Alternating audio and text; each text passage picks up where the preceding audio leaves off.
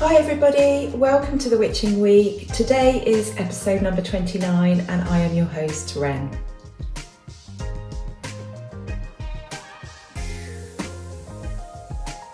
So it's Friday again. Welcome back. I can't believe that another week has come round again. Here we all are. Today I am drinking some Twinings Focus, which I think is like mango, pineapple and ginseng, and I'm burning some good old-fashioned Nag Champa today. That is the vibe today, old school hippie. So I just want to do a little bit of admin first. I just want to make some apologies and some thank yous. So thank you ever so much to all of you who are here and are supporting me, who are leaving comments. Sometimes it is hard for me to catch up with those, but it's really lovely that I can actually just sit here and give you a very personal thank you. So thank you so much to that. Apologies for having my videos kind of all over the place with the beginning screens. So I had designed like a title bit of video, like an opening video with the flashing tiles, the different images with some music to it, and I realised that it's just too long, and when I was looking for things within my own videos I was just like fast forwarding, so I decided to get rid of that. It takes quite a bit of experimentation to find your flow, I think, with something like this. I also have had a bit of an issue where I've needed to cut things. There's been like a little glitch, a little noise between the end of one sentence and the beginning of another, and I know that some of that is where I have to take a deep breath because I get quite out of breath. I think because my heart's working so hard. I don't know what it is. I think it might even just be the way I talk. But I've finally managed to work out how to get rid of that. It doesn't affect the Witching Week so much. It's been some of my other videos.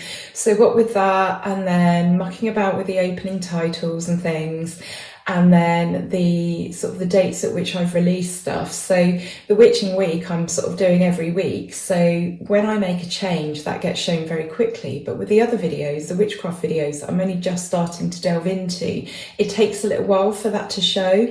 And where I've made changes, it means that everything has been all over the place. So my apologies for that. I'm finally happy.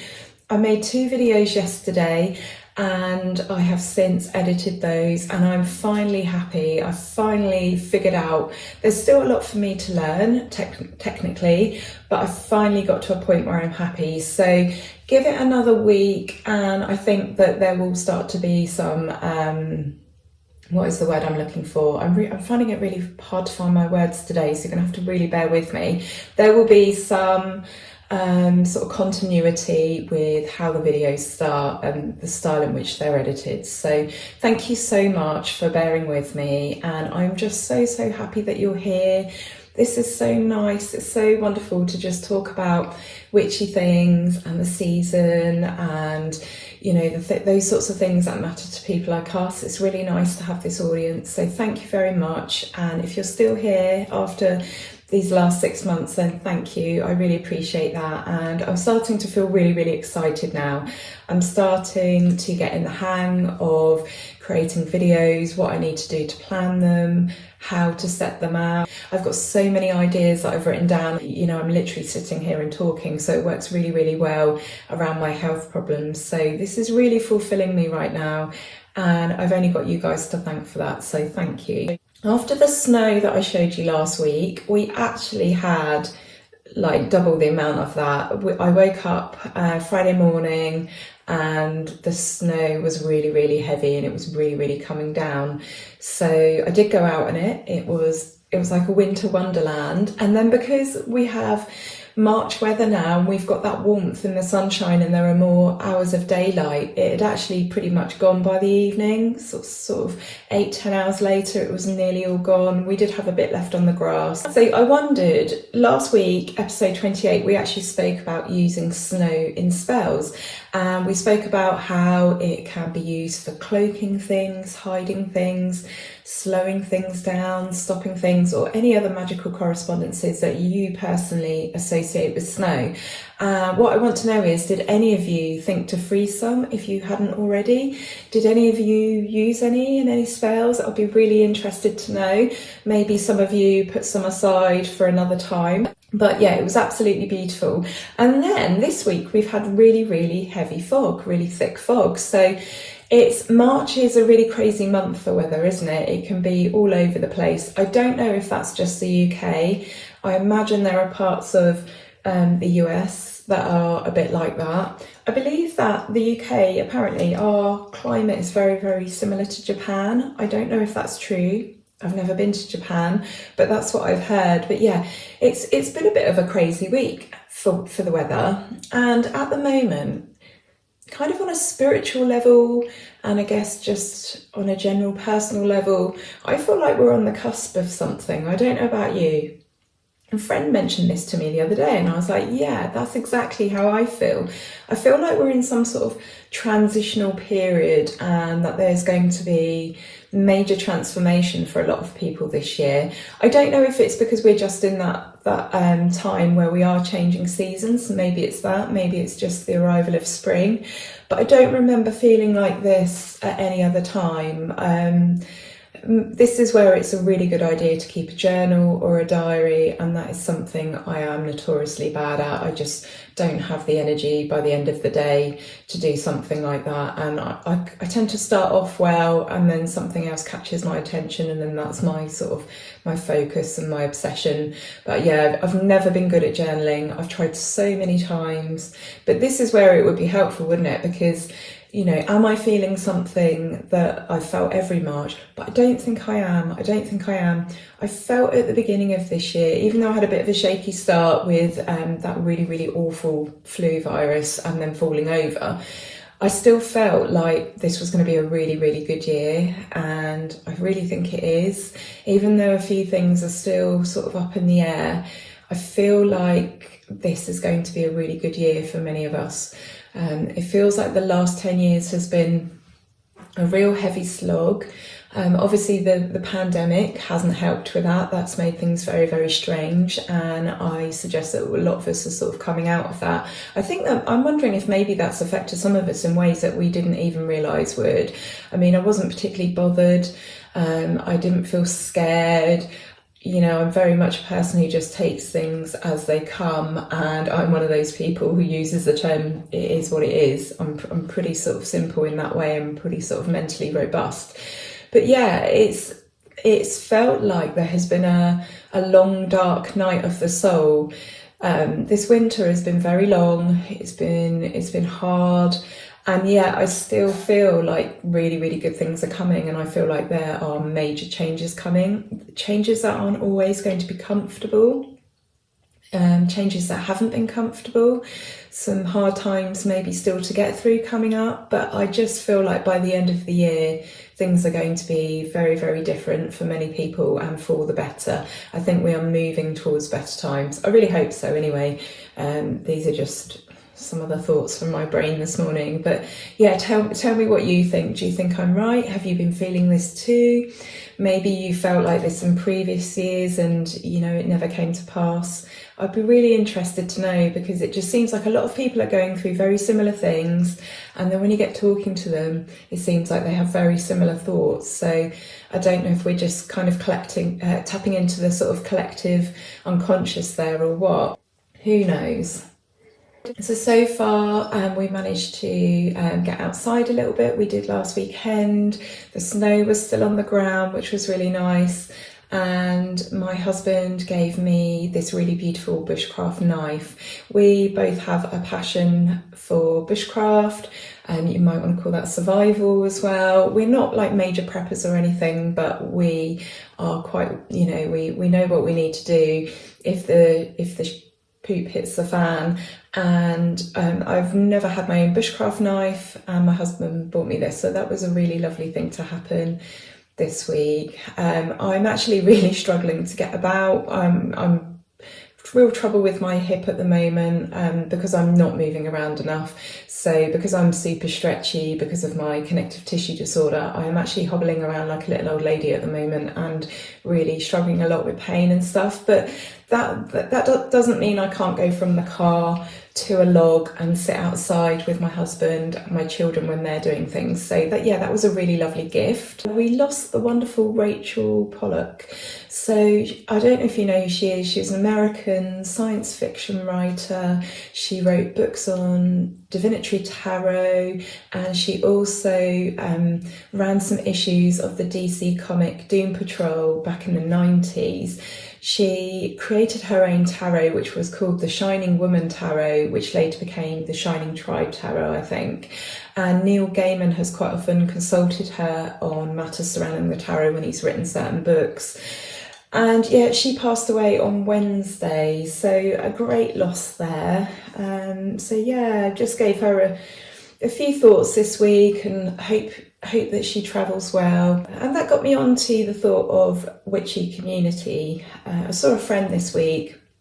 It's not something I get around to doing very often. I've moved around quite a bit. A lot of my communication with people that I know tends to be online or on the phone, just because, you know, everyone I know is really spread out and people are busy with their families and things like that. But I actually got an opportunity to spend some time with a friend this week, and I did, obviously last week we met some friends in Avery, and it has been a real tonic. It's been a real pick me up, because I was really quite sort of struggling mentally. Again, I go back to that sort of like dark night of the soul, and what a strange month this has been. And it just reminded me that community is so important. And I'm not necessarily talking about community in terms of magical practice. You can enjoy having witchy community and meeting like-minded people, and completely enjoy working on your own magically. They're very, very different. I might do a video actually on the pros and cons of working from a solitary standpoint and in a group setting. I think that would be a really good idea for a video. But I'm talking more just, you know, being able to talk about ideas, talk about what you've been up to, discuss the events of the world. We spent quite a bit of time talking about the pandemic and our thoughts on that, and just general tarot, stuff like that. And I really, really encourage you guys, if you, I mean, obviously if you just want to spend time on your own and that's how you're happy, then obviously, you know, do that. But if you are wondering about reaching out to other people and perhaps you don't feel confident enough, I'd say just go for it. Find a local moot, see if there's a local moot. The Pagan Federation is very good for listing all the local areas, and then you can go to the webpage for that area, and then there's usually a list of local events and moots and groups that meet. Invest in Witchcraft magazines. These quite often have adverts for events, they have adverts for other organisations, and some of them you can connect with a pen pal. Some people are writing to each other.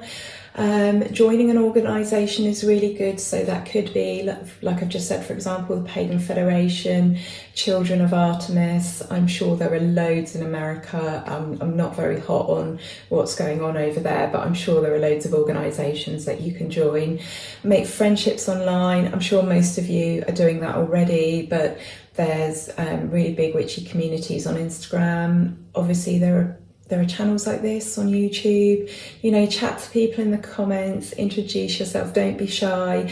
And then if you can, find local events. So for example, the wassailing that we went to recently, at the end of the wassailing, everybody went to the pub. We didn't go, we went home and we had things to do. But this is how you get to know people. This is how you build your confidence, and this is how you find like-minded people. Obviously, not everyone you meet you're going to fit with. I found that, you know, when I join these groups, there are some people that I just hit it off with straight away. Some people I'm not sure on, and some people, you know, that I don't get along with. That's just the nature of life, isn't it? But if you've been thinking about reaching out to people in the flesh rather than just communities online, this, I would say, is your sign to do that. And I thought I would just then let you know of some witchy events if you're in the UK. There is Witchcraft Midlands coming up, which is the 27th of May, I believe. There's a Wicca Introduced course going on at Treadwell's Bookshop in April in London, so it might be worth looking at there. website. They have lots of events that go on there. I've never actually been to an event there, but I notice they quite often have interesting talks and courses and things like that. And then Witchfest. So the Witchfest events are run by an organisation called the Children of Artemis, and they have decided to do a Witchfest International in November. I don't think that one's run for a few years. Fairfield Hall's had a huge makeover as far as I'm aware, and I don't think they've been open for Witchfest since then. They always have other events going on. I think one Witchfest we were there, they had another event on at the same time, which is the first time they'd ever done that, and I think it was someone like Barry Manilow.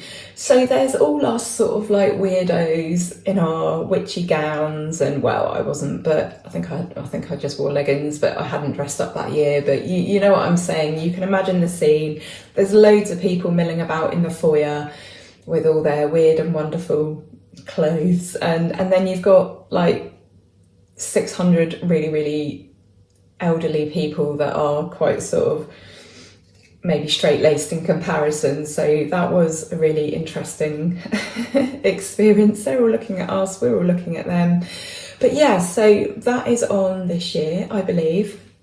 I'd really like to get to one of those events. It's a long time since I've done Witchfest. I used to do it when I was probably from the age of about 18 through to about 27, and I used to do that religiously each year.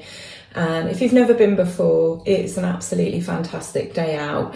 I found for me, and this is no criticism at all because some people really like this, I found it got a little bit samey in the end. I found that, you know, the layout, it was the same bands, same people talking. But I'm sure, you know, and that wasn't a problem for me. But then other things came up and I stopped going anyway, moved away and stuff like that when we moved to Northern Ireland.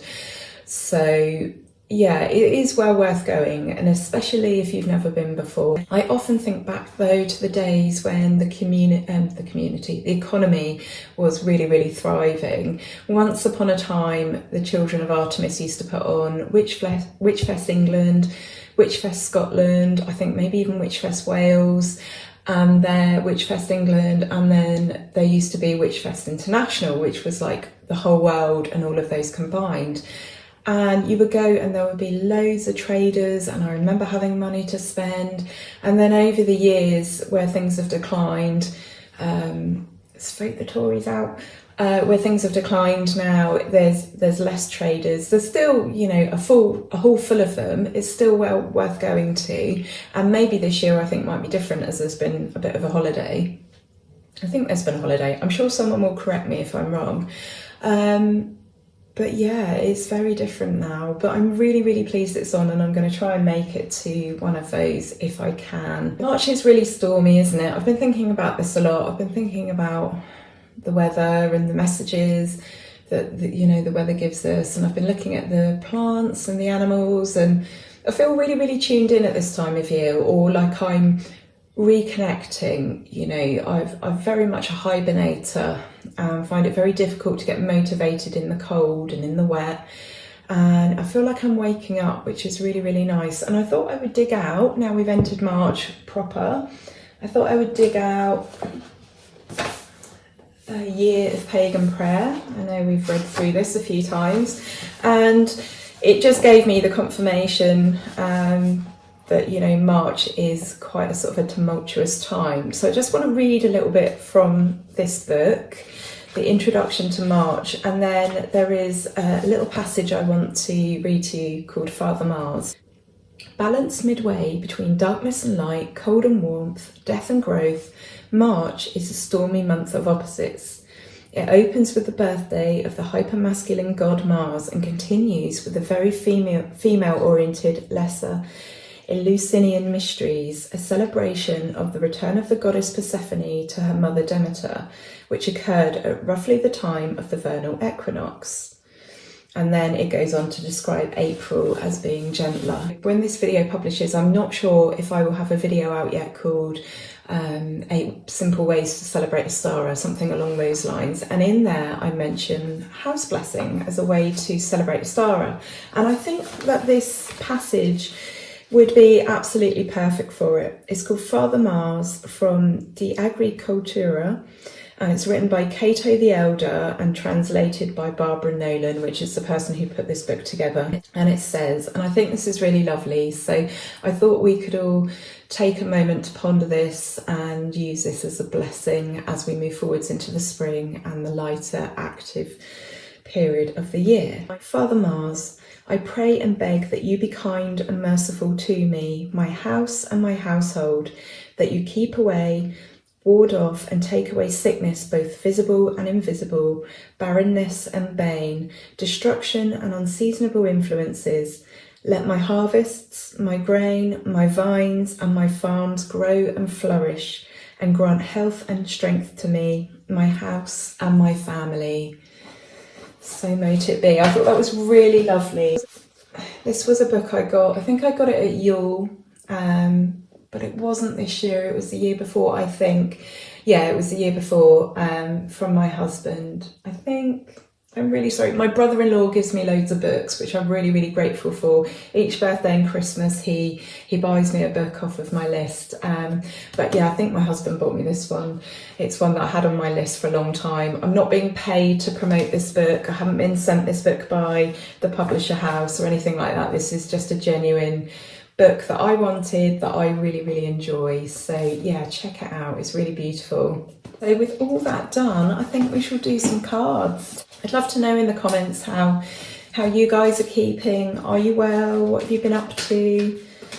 What tea are you drinking? What incense are you burning? These are all the important matters. These are the things in life that matter. And I never thought I'd say that about tea. But it's been a real lifesaver this winter. I've been so cold, and there's no doubt about it, a cup of tea really warms you up. But it's weird because people say that a cup of tea cools you down, but I've definitely felt warmer. Which one is it? I don't know. So before I started this video, I took some time to connect in with the cards and make the intention that this is a reading for you guys for the week ahead. I like to do that to make sure I'm not just picking out cards for myself. My deck's quite spicy and also loves to chuck me cards out that I think are meant for me sometimes in general situations. I don't mean if I were to do a reading for someone else. I think that would be very different because I would get them to touch the cards and be involved. But you know, if I want to do some tarot study or anything like that, I find it just keeps giving me messages. So I've shuffled these for a while already and made the intention. And this message won't resonate with everyone. If you feel it's for you, then it is. If you feel it's not for you, then it isn't. Okay, so today we have the Six of Swords. We have the Queen of Pentacles. We've had the Ace of Pentacles. And we have the Three of Cups. So the message for the week ahead is sometimes we have to make really difficult decisions, sometimes even decisions that we're sort of pretty much forced into. And it can mean sailing from choppy waters to much smoother waters. But, you know, sometimes that's what we need for our own good. And sometimes, like I say, we're forced into making those decisions and we can be really wondering, like, did I choose right? Is this correct? Even though we know deep down that it is. And the reassurance that I would give you here is that you are a great nurturer and provider. And despite your fears and your doubts and your worries, you can do what's necessary to survive and provide for those people around you. And opportunities will come up. You know, there is the saying that when one door closes, another door opens. And no ending is ever an ending. It's always a beginning as well. You know, things are circular, they're cyclical, they go round and round. So if you're going through a really difficult time at the moment, then just know that everything is going to be okay. And then when the time is right, you know, it's time to, when you're ready to, it's time to actually celebrate. Even though this is might feel like a really rough period in your life right now, it's time to celebrate. It's time to gather the people that you love around you and toast the bad times and toast the good times that are ahead. And you'll find out that the people that love you and around you will support you. And yeah, so let's have a look at the residual card and see what energy we get with that one. The Wheel of Fortune. So yeah, what goes up must come down. You know, life is just, it's just an ever sort of moving circular movement, isn't it? It's just, you know, you go through good times, you go through bad times, you get to really bad times and you think like, I can't ever recover from this, I don't know what to do, I'm making a huge mistake, this is so awful, I can't cope.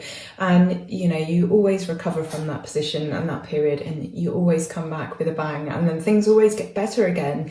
It's just the way of the world, really. So have heart, you know, when these sort of slightly negative cards and situations come up, there is usually good advice from the tarot, and there's usually the nod that you know, there's light at the end of the tunnel. So on that note, I'm going to wish you a great week, whatever happens, and I look forward to being back next week for more tea and yeah, chit chat. So have a lovely week and take care of yourselves and each other, and I'll see you soon. Lots of love and blessings. Bye.